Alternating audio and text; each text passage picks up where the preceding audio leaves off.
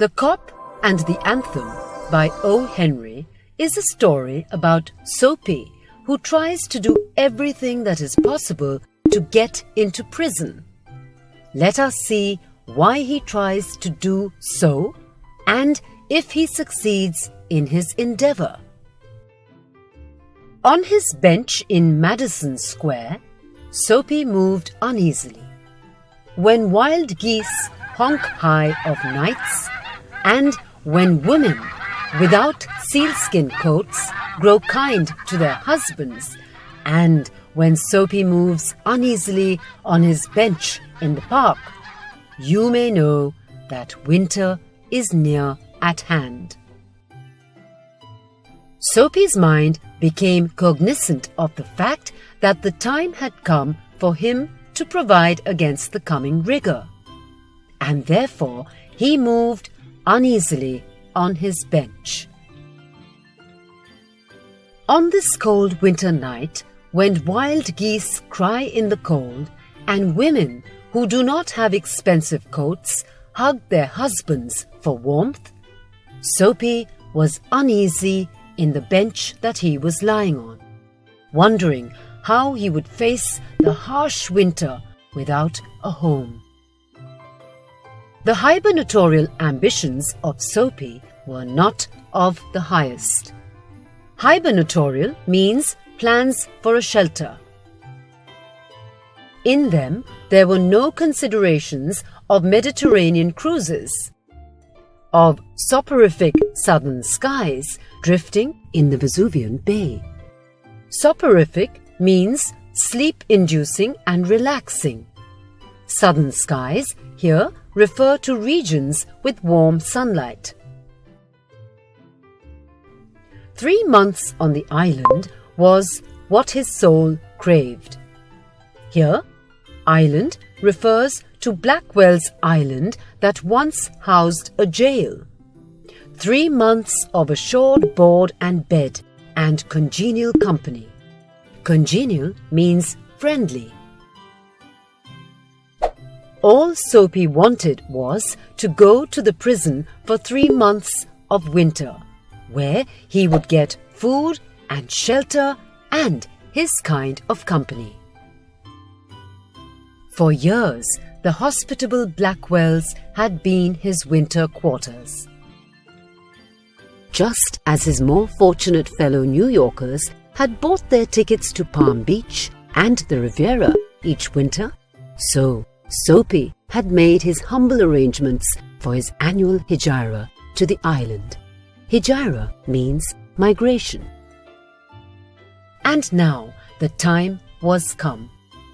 On the previous night, 3 Sabbath newspapers distributed beneath his coat, about his ankles and over his lap, had failed to repulse the cold as he slept on his bench. Sabbath means Sunday. Newspapers on Sunday had more pages than usual. Soapy tried to protect himself from harsh winter by covering his body with thick newspapers. So the island loomed big and timely in Soapy's mind. Soapy, having decided to go to the island, at once set about accomplishing his desire. There were many easy ways of doing this. The pleasantest was to dine luxuriously at some expensive restaurant, and then, after declaring insolvency, be handed over quietly and without uproar to a policeman. An accommodating magistrate would do the rest.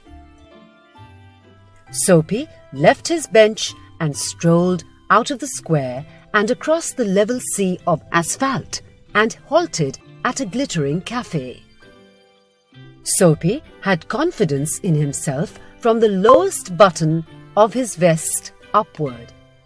He was shaven, and his coat was decent, and his neat, black, ready-tied, four-in-hand is a kind of knot, had been presented to him by a lady missionary on Thanksgiving Day.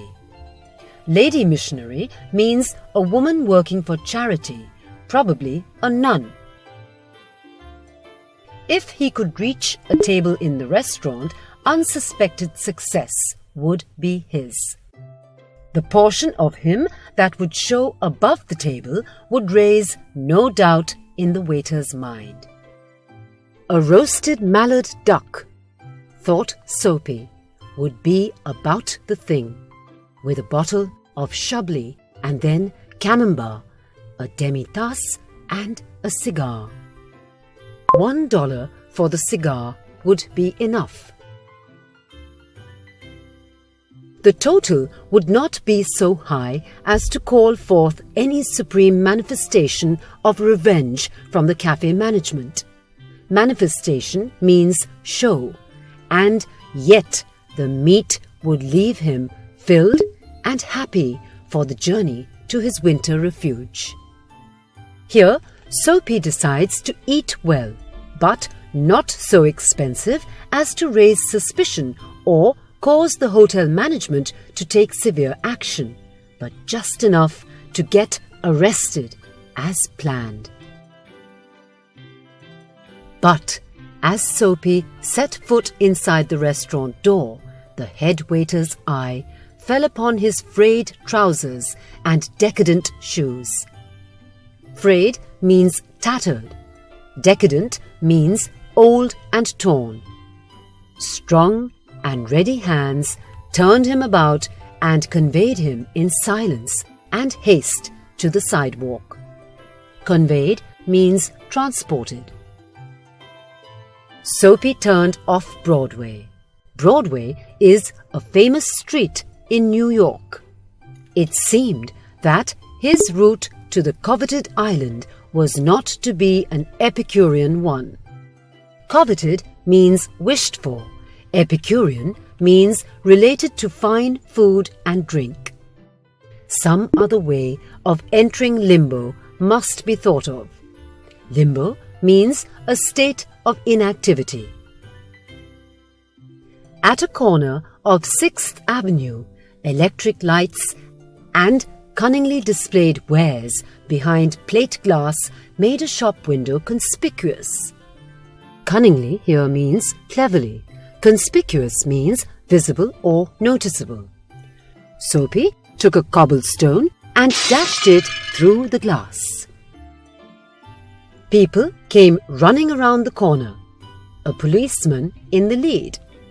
Soapy stood still, with his hands in his pockets, and smiled at the sight of brass buttons. "Where's the man that done that?" inquired the officer excitedly. "Don't you figure out that I might have had something to do with it?" said Soapy. Not without sarcasm, but friendly as one greets good fortune. The policeman's mind refused to accept Soapy even as a clue. Clue here means possibility. Men who smash windows do not remain to parley with the law's minions. Parley means converse. Minions means servants. They take to their heels. Take to their heels means run away. The policeman saw a man halfway down the block running to catch a car. With drawn club, he joined in the pursuit. Soapy, with disgust in his heart, loafed along, twice unsuccessful. On the opposite side of the street was a restaurant of no great pretensions. It catered to large appetites and modest purses. Its crockery and atmosphere were thick, its soup and napery thin. Into this place Soapy took his accusive shoes and telltale trousers without challenge. At a table he sat and consumed beefsteak, flapjacks, doughnuts and pie. And then to the waiter he betrayed the fact that the minutest coin and himself were strangers. "Now get busy and call a cop," said Soapy, "and don't keep a gentleman waiting." "No cop for yous," said the waiter, with a voice like buttercakes. Voice like buttercakes means a smooth voice, and an eye like the cherry in a Manhattan cocktail. "Hey, con." Con is short for conman or trickster. Neatly upon his left ear, on the callous pavement, two waiters pitched Soapy. He arose, joint by joint, as a carpenter's rule opens, and beat the dust from his clothes. Arrest seemed but a rosy dream. The island seemed very far away. A policeman who stood before a drugstore 2 doors away laughed and walked down the street. 5 blocks Soapy travelled before his courage permitted him to woo capture again. This time the opportunity presented what he fatuously termed to himself a cinch. Fatuously means foolishly. Cinch means an easy task. A young woman of a modest and pleasing guise means appearance, was standing before a show window gazing with sprightly means lively interest at its display of shaving mugs and inkstands, and 2 yards from the window a large policeman of severe demeanour means appearance, leaned against a water plug. Soapy straightened the lady missionary's ready-made tie, dragged his shrinking cuffs into the open, set his hat at a killing cant means slope or tilt, and sidled toward the young woman. With half an eye, Soapy saw that the policeman was watching him fixedly. The young woman moved away a few steps, and again bestowed her absorbed attention upon the shaving mugs. Soapy followed boldly, stepping to her side, raised his hat and said, "Ah, there, Bedelia, don't you want to come and play in my yard?" The policeman was still looking. The persecuted young woman had but to beckon a finger, and Soapy would be practically en route for his insular haven. Persecuted means troubled. Beckon means to call attention. Insular means small town or limited. Haven means safe place or shelter. Already he imagined he could feel the cozy warmth of the station house.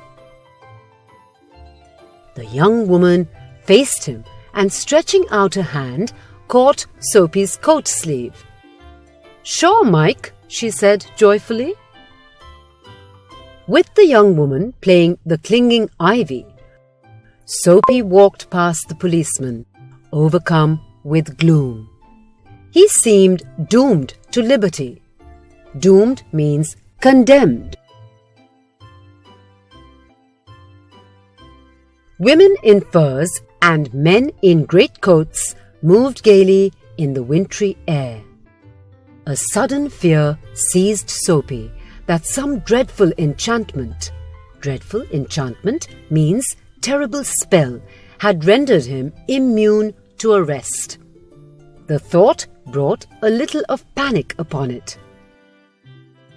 And when he came upon another policeman lounging grandly in front of a transplendent theatre, he caught at the immediate straw of disorderly conduct. Straw here means slim chance. On the sidewalk, Soapy began to yell drunken gibberish at the top of his harsh voice. He danced, howled, raved, and otherwise disturbed the welkin. Welkin means the sky or heaven, here the world around him. The policeman twirled his club, turned his back to Soapy and remarked to a citizen, "'Tis one of them Yale lads celebratin', the goose egg they give to the Hartford College. Yale is a college. Goose egg here means 0 score. Noisy, but no harm. We've instructions to leave them be. Leave is leave, pronounced that way by the policeman." Disconsolate, Soapy ceased his unavailing racket. Disconsolate means very unhappy and unable to be comforted. Unavailing means useless. Would never a policeman lay hands on him? In his fancy, the island seemed an unattainable Arcadia. Arcadia is an indirect reference made to a place in ancient Greece, known for its idea of life in the countryside, offering peace and simplicity. He buttoned his thin coat against the chilling wind. In a cigar store, he saw a well-dressed man lighting a cigar at a swinging light. His silk umbrella he had set by the door on entering.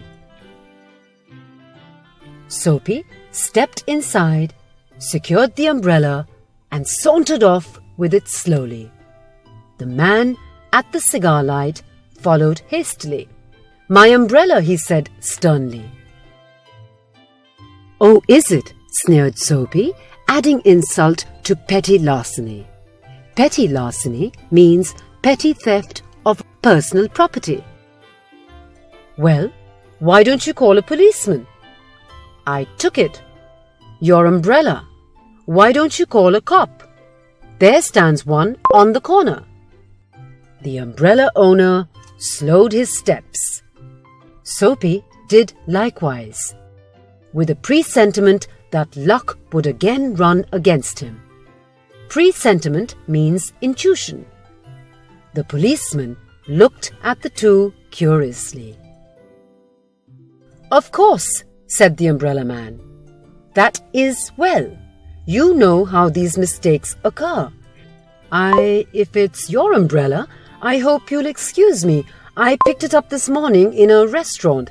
If you recognize it as yours, why, I hope you'll—" "Of course it's mine," said Soapy viciously. The ex-umbrella man retreated.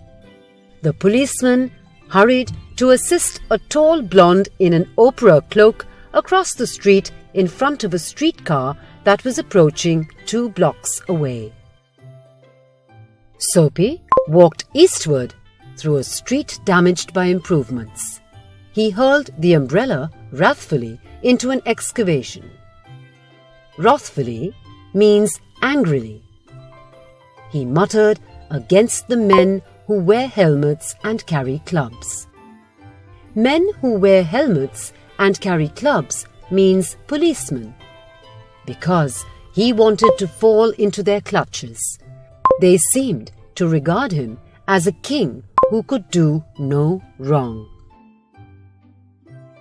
At length, Soapy reached one of the avenues to the east, where the glitter and turmoil was but faint. He set his face down, this toward Madison Square, for the homing instinct survives, even when the home is a park bench. But on an unusually quiet corner, Soapy came to a standstill.